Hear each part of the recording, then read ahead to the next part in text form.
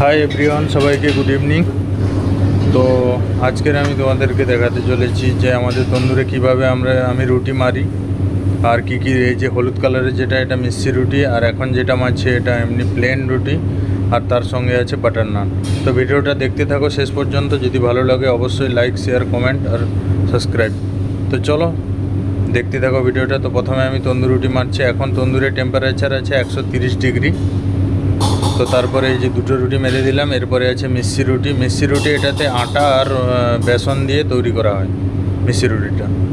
তো এই যে ভিতরে একটা এমন মটকা আছে যে রুটি হালকা করে দিলেই ও ছিপকে যাবে, পড়বে না। তো এই যে এখানে দুটো রুটি মেরে দিয়েছে, মিষ্টি রুটিও মারা কমপ্লিট হয়ে গেছে। আর এই হচ্ছে তন্দুরের হিট। এই আবার 3 নম্বর রুটিও মেরে দিলাম। তো এইভাবে রুটি মারতে হয় তন্দুরের ভেতরে, এইভাবে রুটি আপনি আপ থেকে যায়।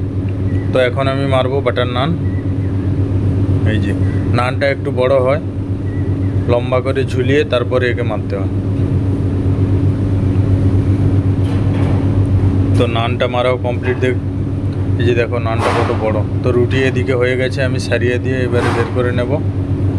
এই যে রুটিও একদম বেশি সময় না, 1 থেকে 1.5 মিনিটের মধ্যে রুটি বানানো কমপ্লিট।